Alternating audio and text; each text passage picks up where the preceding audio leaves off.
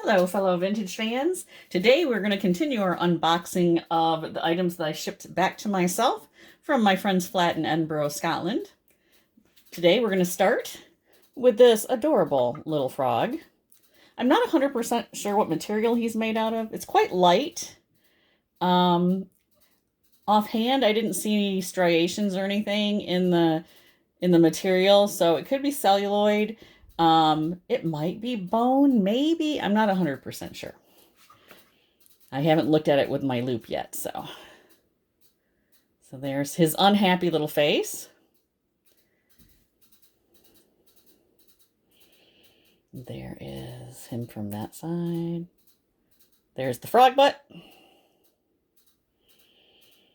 It is interesting because it does have these different colorations and things, so I don't know if that's just from carving it or if it was created to make it look that way. There he is from the top. We've got no mark on the bottom. There is still a bit of a sticker there, so that will be taken off obviously before I list it. And then we have this cute little dachshund. I know people love their Doxies, so this one should not be a hard sell at all. He's got the dark brown on the top and then the buff underbelly. There's that. There's his back. It's quite cute. Let's do a little close-up here so you guys can see his face. There's his face.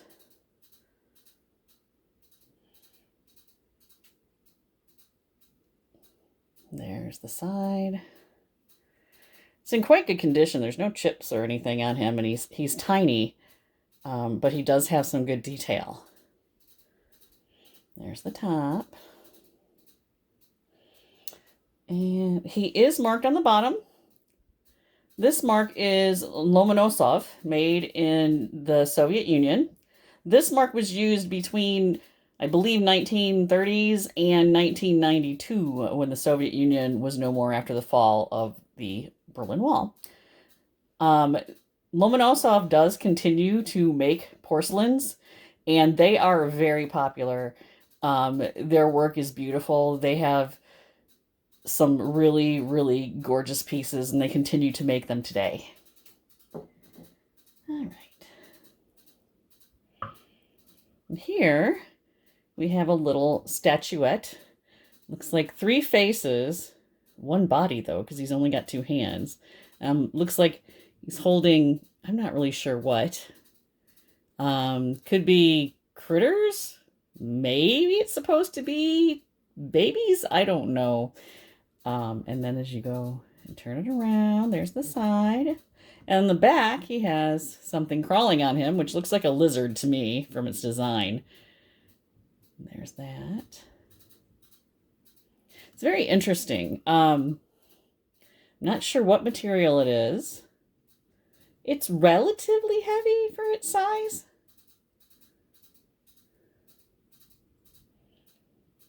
There's that, the back. There's our side. Got the top there. The bottom is not marked. It's obviously got some age to it, though, if you look at it. It's kind of a cool piece. I'm interested. I'm going to do a little bit more research on it, see if I can find out any information. And then we have this groovy bird, little chonky burb. There we go. He's carved out of stone as well.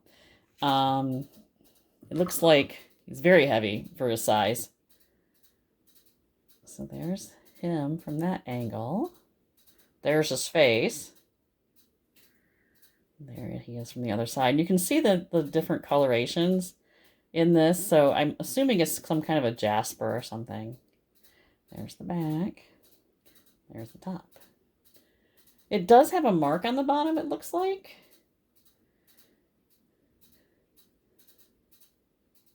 Looks like there's an MCHIM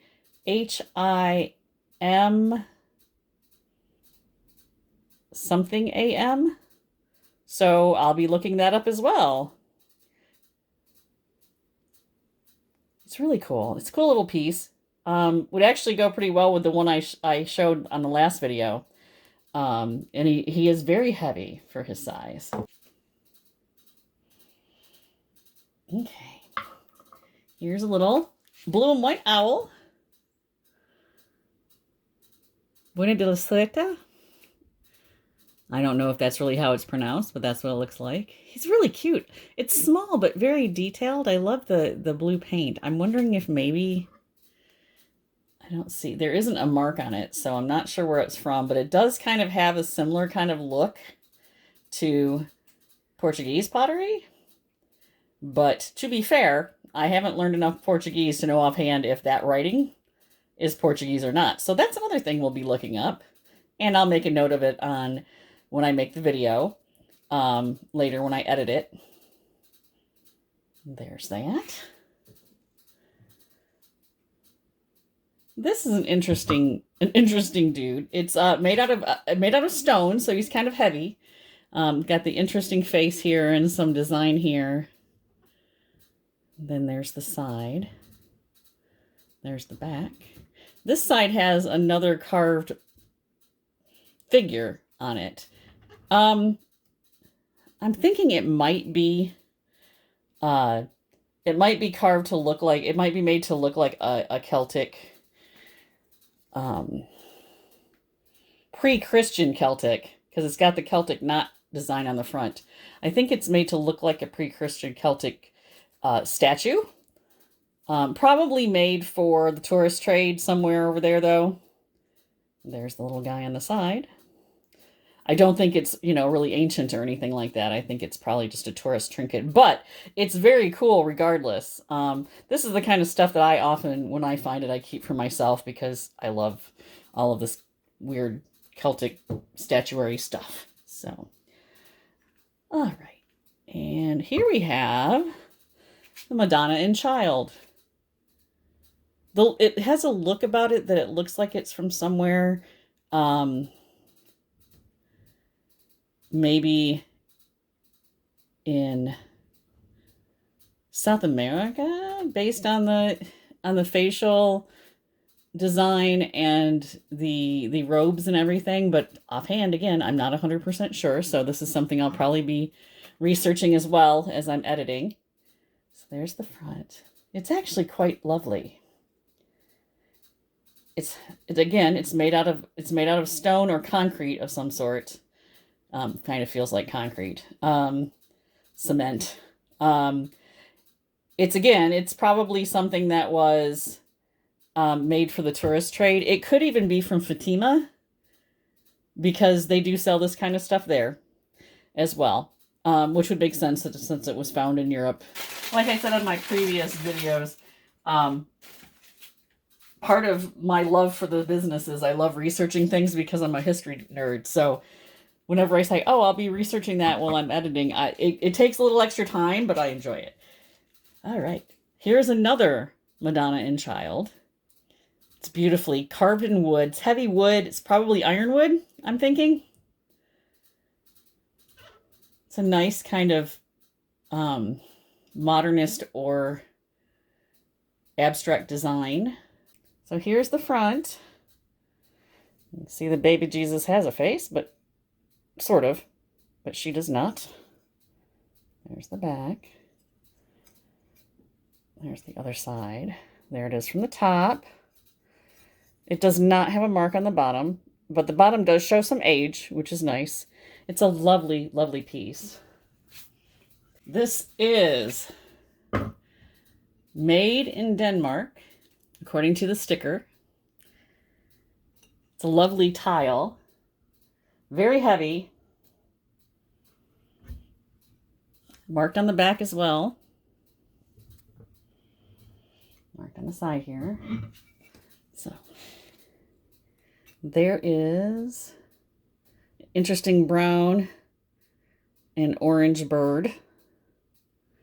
There is the label up close. I'll be doing a little bit more research on that as well. And there's the back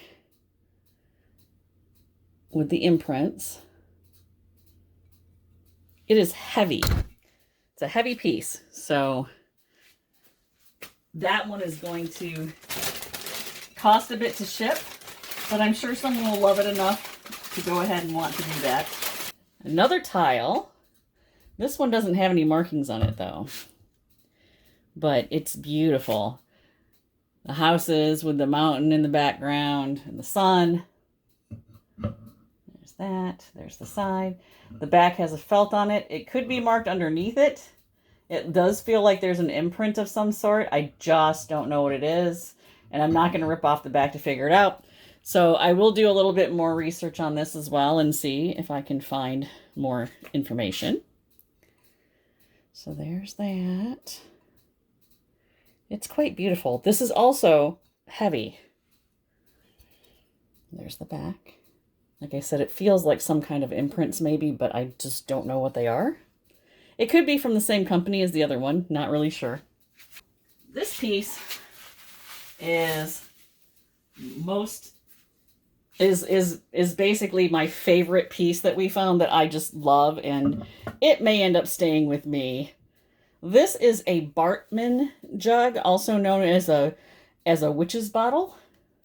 I'm not sure what time period it's from, because I doubt very much that it is, you know, a 17th century one like you see sometimes at museums and things. So I'm probably going to take it to an appraisal fair that George the Antique Nomad is doing this weekend at Jewel's Antique Mall here in Largo, Florida, and see if he can give me any more information. It is a really beautiful, like a salt glaze, and then these flowers that are in relief, the dark blue around the top. It's quite beautiful. I really love it. I'm going to have a hard time selling this, I think, unless he tells me that it's worth a ton, and then we'll sell it. Otherwise, I'm going to have to figure out a way to get it to Portugal with me. There's that. There's the lid. I have it taped shut, so let's untape it here.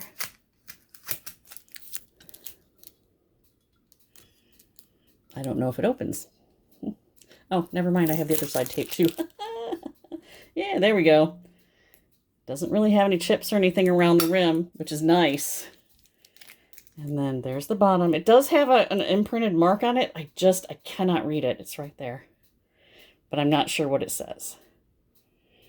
So hopefully George will have a little bit better idea of it than I do. Now we're getting into some larger pieces of the Satsuma pottery. This has a similar design as to the one with the ladies on it that we had in the earlier video. In fact, it may be the same design. It looks very similar from what I can remember. And if that's the case, I may, instead of putting them together with the samurai and the ladies, I may put the larger one with the ladies and the smaller one with the ladies together. We shall see. There's the interior. There is this mark on the bottom again, which I don't remember right now as I'm talking as to what it was. I did find it yesterday. So again, we'll be adding that on the video when I do the editing. But it's really quite beautiful.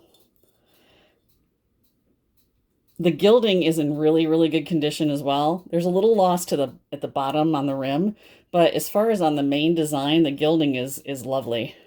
As is the enamel. There's not really any enamel loss or anything. It's quite a lovely piece. This is exactly what I thought it was. This is made in West Germany. So it was after World War II.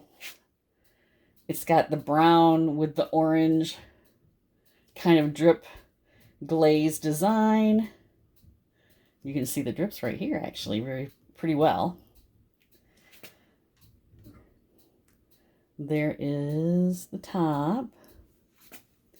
It's got a couple little rough spots here, but it's still quite lovely, and I'm not sure whether this looks like it's a little tiny chip.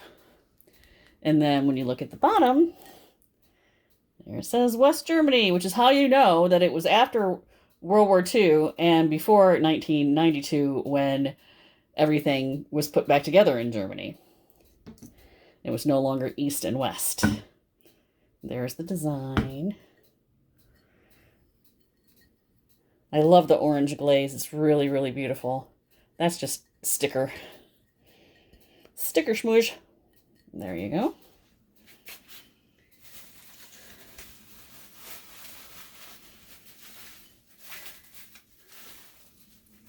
West German pottery is another one of my favorite things. I just love the whole look, the very modernist, mid-century kind of look to it all.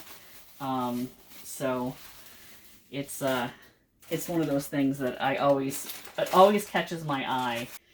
Definitely. So this is basically a larger version of the cobalt back Satsuma vase that we looked at in the prior video. Again, beautiful, beautiful painting. The dark blue is less common with the Satsuma than to have oranges and browns and greens as the back color. The gilding on the flowers on the side has worn off quite a bit.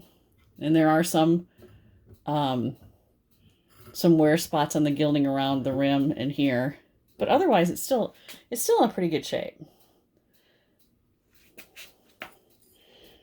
It's got nice detail. The enamel is in good condition. It's not falling off. There's where the gilded flowers were, but it's just not. There's that. But it's worn off from there. But it's still quite beautiful. It does have the foreign mark on the bottom, which means that between 1893 and 1923, I believe. Another mid-century piece.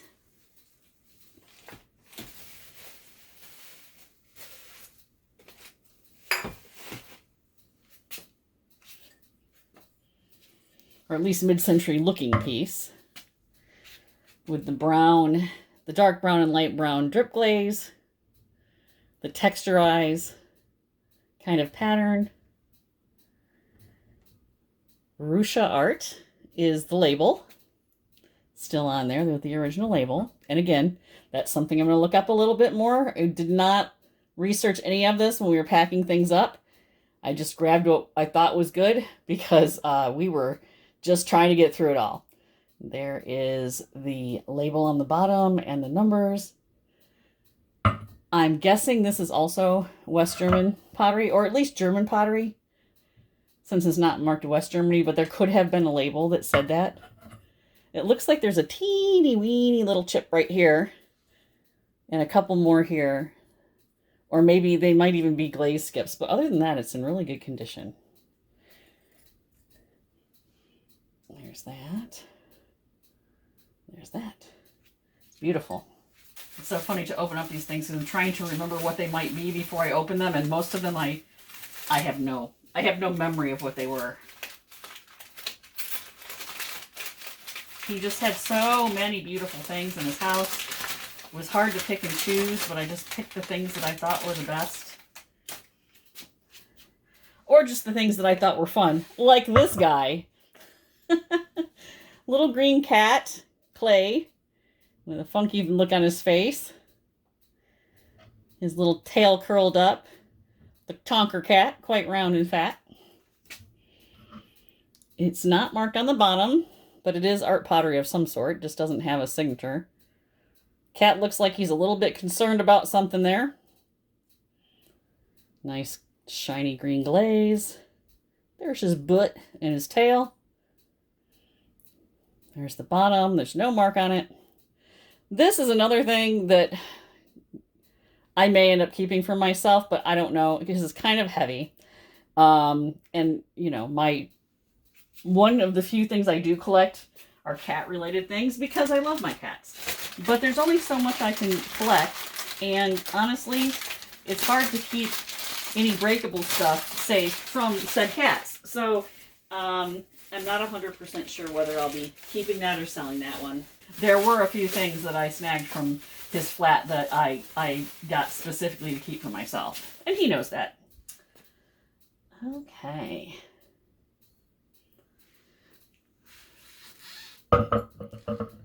This is a beautiful,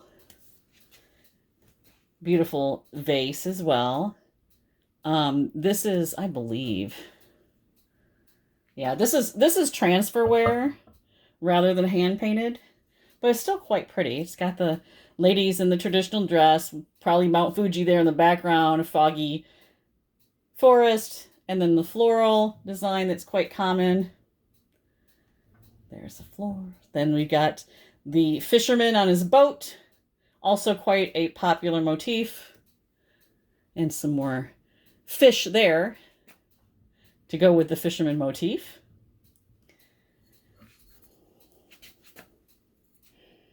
So there's that up close and personal.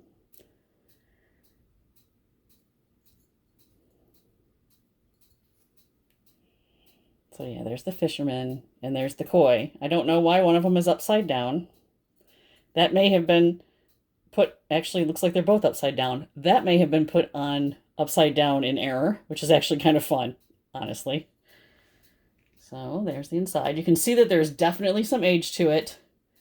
The only mark that I see on the bottom is this number 20 and a slight imprint here, but I cannot really read it. So again, this is another one I'm going to be investigating and seeing if I can get more information on. And the top, I like the top of this little dotted design. So I think some of it, like little detail like this is probably hand painted, but the rest of it is a transfer. The background might be hand painted too, because it kind of has that airbrushy kind of watercolor look to it. We have a Dartmouth glug fish. If you fill this with some liquid and then pour it, it makes a glug sound when it comes out. So they were called glugs. This one is a brown. It's beautiful. They're really well done. These have been popular for a really long time. They remain popular. People collect these like crazy. And for good reason. They're really nicely done. I mean, all the scale detail and the fins and the eyes. There's the interior, very clean. And then on the bottom is the Dartmouth, England mark. Devon. Dartmouth, Devon, England. These have been made for so long that I'm not 100% sure exactly the age on this. I'm going to guess probably early to mid 20th century, just because that's the most common ones that you'll usually find is from that time period. I was pretty sure that was what this was. We have a green glug. I love the green glaze color. It's one of my favorite colors in this particular line because it's just such a rich, beautiful, almost emerald green color. And again, it looks just amazing with all the detail with the scales and the eye and the flippers. I mean, it's beautiful. This is actually a glazed skip. It's not a chip. It's just they missed it. And then this also, made in England, Dartmouth. Again, a slightly different mark, so I'm going to do a little bit of investigating and a little bit of research and see if I can figure out exactly when these are from. Probably around the same time period, though. Thank you again, fellow vintage fans, for spending this time with me. We will finish up the video here, and I'll head off to do some research and some editing. If you're here locally, please come by the Ybor City Saturday Market and see me and all of the other amazing vendors there every Saturday through April from 9 a.m. to 3 p.m. And then after that, the hours change for the summer to 9 a.m. to 1 p.m. Then you can also find items on Buku Vintage on Etsy, on bukuvintage.com, and on eBay under Buku Vintage Sherry. And then, of course, you can always come check out some more videos here at Buku Vintage Stuff. Have a wonderful, wonderful rest of your day, and we'll see you soon.